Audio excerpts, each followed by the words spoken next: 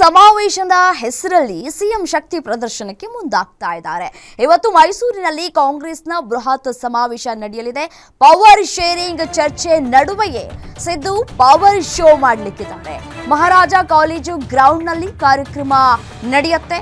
ತವರಿಗೆ ಭರ್ಜರಿ ಗಿಫ್ಟ್ ಅನ್ನ ನೀಡಿ ಸಿಎಂ ಶಕ್ತಿ ಪ್ರದರ್ಶನವನ್ನ ಮಾಡಲಿಕ್ಕಿದ್ದಾರೆ. ಸಾಧನಾ ಸಮಾವೇಶಕ್ಕೆ 1 ಲಕ್ಷಕ್ಕೂ ಹೆಚ್ಚು ಜನ ಸೇರುವಂತಹ ನಿರೀಕ್ಷೆ ಕೂಡ ಇದೆ. ಡಿಕೆಶಿ ಬಣಕ್ಕೆ ಎಚ್ಚರಿಕೆಯೋ ಅಥವಾ ಹೈಕಮಾಂಡ್ಗೆ ಸಂದೇಶವನ್ನ ರವಾನೆ ಮಾಡ್ತಾ ಇದ್ದಾರೋ ಈ ಮೂಲಕ ಅನ್ನುವಂತಹ ವಿಚಾರಕ್ಕೆ ಸಂಬಂಧಪಟ್ಟಂತೆ ಸಾಕಷ್ಟು ಚರ್ಚೆಗಳಾಗ್ತಾ ಇದೆ. ಈ ಮೈಸೂರಿನ ಸಿದ್ದರಾಮಯ್ಯನವರ ಸಮಾವೇಶ ತವರಿಗೆ ಸಿದ್ದು ಗಿಫ್ಟ್ ಕೊಡೋದಕ್ಕೆ ಒಂದ್ ಕಡೆ ಸಿದ್ಧತೆಗಳು ಕೂಡ ಆಗ್ತಾ ಇದೆ. ಸಮಾವೇಶದ ಹಿನ್ನೆಲೆಯಲ್ಲಿ ಯಾರಿಗೆ ಸಂದೇಶವನ್ನ ರವಾನೆ ಮಾಡ್ತಾ ಇದ್ದಾರೆ ಅನ್ನೋದು ಒಂದ್ ಕಡೆ ಪ್ರಶ್ನೆ ಆಗಿರುವಂಥದ್ದು. ಈಗಾಗಲೇ 50-50 ಸೂತ್ರವನ್ನ ಅನುಸರಿಸಲಾಗ್ತಾ ಇದೆ ಕಾಂಗ್ರೆಸ್ನಲ್ಲಿ ಅನ್ನುವಂತಹ ಮಾತುಗಳು ಕೇಳಿ ಬರ್ತಾ ಇದೆ. ಸಿಎಂ ಸಿದ್ದರಾಮಯ್ಯನವರು 2.5 ವರ್ಷ ಆಡಳಿತವನ್ನ ನಡೆಸ್ತಾರೆ, ಆ ನಂತರ ಅವರು ತಮ್ಮ ಸ್ಥಾನವನ್ನ ಬಿಟ್ಕೊಡ್ತಾರೆ ಅನ್ನುವಂತಹ ವಿಚಾರಕ್ಕೆ ಸಂಬಂಧಪಟ್ಟಂತೆ ಸಾಕಷ್ಟು ಚರ್ಚೆಗಳಾಯಿತು. ಚರ್ಚೆಗಳಾದ ನಂತರ ಅದಕ್ಕೆ ಸಿಎಂ ಸಿದ್ದರಾಮಯ್ಯನವರು ಬೆಂಗಳೂರಿನಲ್ಲೇ ಅಂದರೆ ಕರ್ನಾಟಕದಲ್ಲೇ ಇದ್ದುಕೊಂಡು ಅದಕ್ಕೆ ಕ್ಲಾರಿಟಿ ಕೊಡುವಂತಹ ಕೆಲಸವನ್ನ ಕೂಡ ಮಾಡಿದ್ರು. ಅದಾದ ನಂತರ ಹೈಕಮಾಂಡ್ನ ಮೊಗ್ಗಲಲ್ಲೇ ಕೂತ್ಕೊಂಡು ಅವರು ನಾನೇ ಸಿಎಂ ಅನ್ನುವಂತಹ ಸಂದೇಶವನ್ನ ರವಾನೆ ಮಾಡಿದ್ರು. ಇವತ್ತು ಮೈಸೂರಿನಲ್ಲಿ ಕಾಂಗ್ರೆಸ್ ಬೃಹತ್ ಸಮಾವೇಶ ನಡೀಲಿಕ್ಕಿದೆ. ಎಲ್ಲ ಸಿದ್ಧತೆಗಳು ಕೂಡ ಈಗಾಗಲೇ ಆಗಿದೆ. ಇನ್ನು ಇದೇ ವಿಚಾರಕ್ಕೆ ಸಂಬಂಧಪಟ್ಟಂತೆ ಮತ್ತಷ್ಟು ಡೀಟೇಲ್ಸ್ ಕೊಡ್ತಾ ಹೋಗ್ತಾರೆ ನಮ್ಮ ಪ್ರತಿನಿಧಿ ಸುರೇಶ್ ದೂರವಾಣಿ ಸಂಪರ್ಕದಲ್ಲಿದ್ದಾರೆ. ಸುರೇಶ್, ಸಾಧನಾ ಸಮಾವೇಶ ಹೆಸರಲ್ಲಿ ಇದೀಗ ಸಿಎಂ ಸಿದ್ದರಾಮಯ್ಯನವರು ಶಕ್ತಿ ಪ್ರದರ್ಶನವನ್ನ ಮಾಡೋದಕ್ಕೆ ತಯಾರಿಗಳು ಯಾವ ರೀತಿಯಾಗಿ ಆಗಿದೆ ಅಂತ ಹೇಳಿ ಡೀಟೇಲ್ಸ್ ಕೊಡ್ತಾ ಹೋಗೋದಾದ್ರೆ.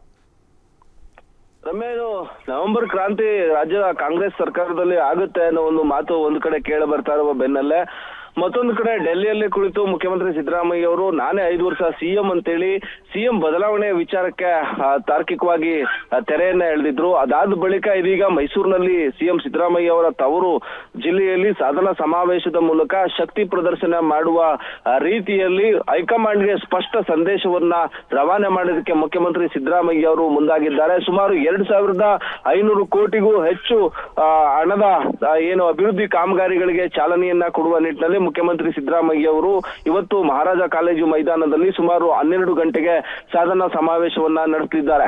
ಹಳೆ ಮೈಸೂರು ಭಾಗದ ಅಭಿವೃದ್ಧಿ ಕಾಮಗಾರಿಗಳು ಸೇರಿದಂತೆ ಹಳೆ ಮೈಸೂರು ಭಾಗದಲ್ಲಿ ಸಿದ್ದರಾಮಯ್ಯ ಅವರ ವರ್ಚಸ್ಸು ಯಾವ ರೀತಿ ಇದೆ, ಹಳೆ ಮೈಸೂರು ಭಾಗದಲ್ಲಿ ಮುಖ್ಯಮಂತ್ರಿ ಸಿದ್ದರಾಮಯ್ಯ ಅವರು ಗೆಲ್ಸ್ಕೊಂಡಿರುವಂತಹ ಕಾಂಗ್ರೆಸ್ನ ಶಾಸಕರುಗಳು ಜೊತೆಗೆ ಏನು ರಾಜ್ಯದ ಪ್ರಭಾವಿ ಮಂತ್ರಿಗಳು ಕೂಡ ಈ ಒಂದು ಸಮಾವೇಶದಲ್ಲಿ ಭಾಗವಹಿಸುವಂತ ನಿರೀಕ್ಷೆ ಇದೆ.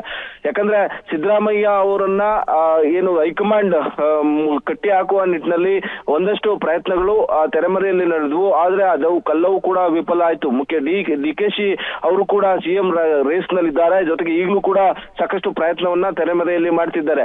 ಆದ್ರೆ ಕಾಂಗ್ರೆಸ್ನ ಹೈಕಮಾಂಡ್ ನ ನಾಯಕರಿಗೆ ಡೆಲ್ಲಿಯಲ್ಲೇ ಕೂತು ಸ್ಪಷ್ಟವಾಗಿ ನಾನೇ 5 ವರ್ಷ ಮುಂದುವರಿತೇನೆ ಅನ್ನೋ ಒಂದು ಹೇಳುವ ಮೂಲಕವಾಗಿ ಸಿದ್ದರಾಮಯ್ಯ ಅವರು ಅಷ್ಟು ಸುಲಭವಾಗಿ ಕುರ್ಚಿಯಿಂದ ಕೆಳಗೆ ಇಳಿಯೋದಿಲ್ಲ ಅನ್ನೋದು ಸ್ಪಷ್ಟವಾಗಿ ಹೈಕಮಾಂಡ್ಗೂ ಕೂಡ ಗೊತ್ತಿದೆ.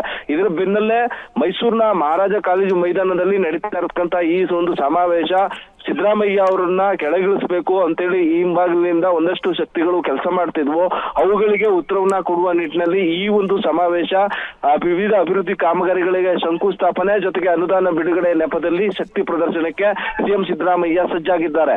ಅವರ ಪಾಳ್ಯದಲ್ಲಿ ಗುರುತಿಸಿಕೊಂಡಿರ್ತಕ್ಕಂಥ ಪ್ರಭಾವಿ ಶಾಸಕರು ಮತ್ತೆ ಕಾಂಗ್ರೆಸ್ನ ನಾಯಕರು ಜೊತೆಗೆ ಶಾಸಕರು ಕೂಡ ಈ ಒಂದು ಸಮಾವೇಶದಲ್ಲಿ ಭಾಗವಹಿಸುವಂತ ನಿರೀಕ್ಷೆ ಇದೆ. ಸುಮಾರು 1 ಲಕ್ಷಕ್ಕೂ ಅಧಿಕ ಜನರನ್ನ ಸೇರಿಸುವ ಮೂಲಕವಾಗಿ ಸಿದ್ದು ತವರಿನಲ್ಲಿ ತಮ್ಮ ಶಕ್ತಿ ಪ್ರದರ್ಶನಕ್ಕೆ ಮುಂದಾಗಿದ್ದಾರೆ. ಯಾವ ಸಂದರ್ಭದಲ್ಲಿ ಸಿದ್ದರಾಮಯ್ಯ ಅವರಿಗೆ ಸಂಕಷ್ಟ ಬರುತ್ತೋ ಅಂತ ಸಂದರ್ಭದಲ್ಲೆಲ್ಲ ಮೈಸೂರಿನ ತಮ್ಮ ನೆಲದಲ್ಲಿ ನಿಂತು ಶಕ್ತಿ ಪ್ರದರ್ಶನವನ್ನ ಮಾಡುವ ಮೂಲಕ ಉತ್ತರವನ್ನ ಕೊಟ್ಟಿರುವುದನ್ನ ನಾವು ಹಿಂದೆಯೂ ಕೂಡ ನೋಡಿದ್ದೇವೆ.